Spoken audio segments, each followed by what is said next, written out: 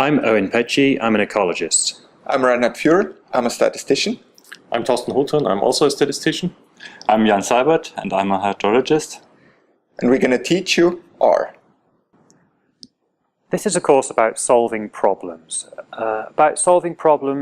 Using data, so quantitative answers to problems. And that means we're going to be plotting graphs, doing statistical analyses. It just happens that we're going to be using R to do that quantitative analysis. So primarily it's a course about solving problems, but we use R to do that. And so you're going to learn how to use R to solve problems. And we want to be able to solve problems efficiently, reliably, and easily.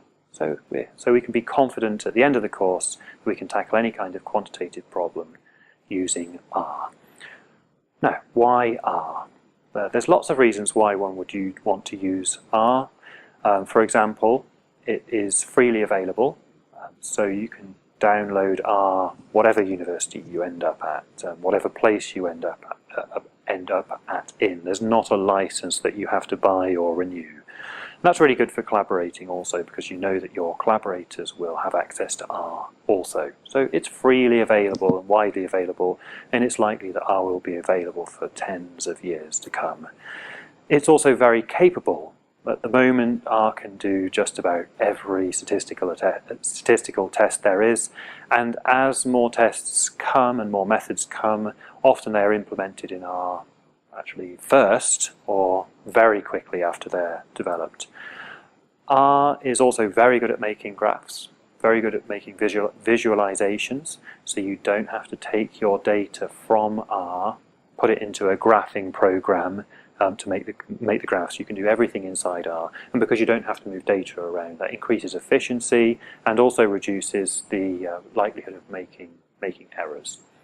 So it's very good for making graphs, which are necessary for communicating the answer to the problems. There's also comprehensive help available for R. Lots of online communities where you can type in a question and will soon get an answer back. There's lots of books published and online tutorials. Courses like this, also many of them available on YouTube. So there's lots of good things about R. There are also some quite difficult things about R, especially for beginners, with R who are not so used to typing commands into a computer to tell it what to do. Most of the time we tell a computer what to do by moving a cursor around with a mouse and clicking. But with R, our primary method of interacting with R and telling it what to do is by typing commands in, pressing enter, and R then has to interpret those commands. And that's quite difficult at first. So one of the things we really want to do in this course is to make that as easy as possible. People talk about R having a very steep learning curve initially, and what we want to do is to give you a boost up that learning curve, or put it another way, flatten that learning curve for you. So you should find that this is all pretty straightforward. One of the other things that's challenging about R, especially for beginners, is that there are many, many ways to do the same thing. So some R courses would attempt to teach all of the possible ways of solving a particular problem. And that's not what we do. We want to focus on solving the problem, not all of the different ways one could solve a problem. And so we will present problems, and we'll go through solutions, and we'll go through one method of getting that solution, and then we'll use that again and again and again for different problems. So we're only going to teach one way of getting solutions in R, and that's much simpler for beginners to understand. I actually still use that method, even though I'm not such a beginner now. So there's real efficiency and reliability gains for always using the same methods in R, the same workflow, if you like. So that's a bit about the philosophy. The content of the course, there's two types of content in this course. One of them is problem studies, and that's what we really focus the course on. So in a problem study there will be a question, a data set that's used to answer that question, and then we go through the workflow to answer those questions, to solve the problem.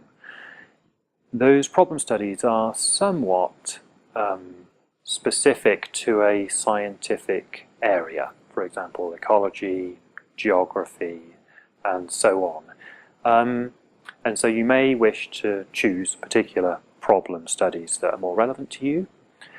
The problem studies also, we go through the problem studies with a focus on getting to the solution. We don't go into huge amounts of detail about the actual kind of commands and functions and ins and outs of what's going on in R. Instead of going through those details thoroughly in the problem studies, we leave that to the other course component, the other material, and that's the skills lessons.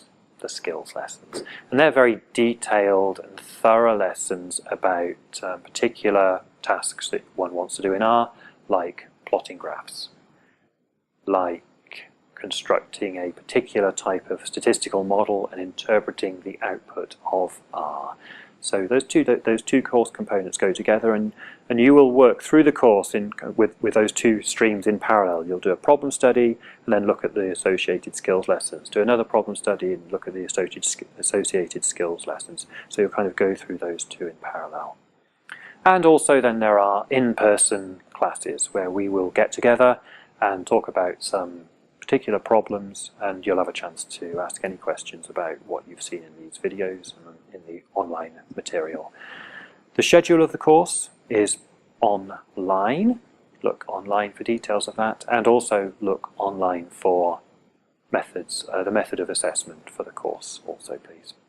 And just have fun.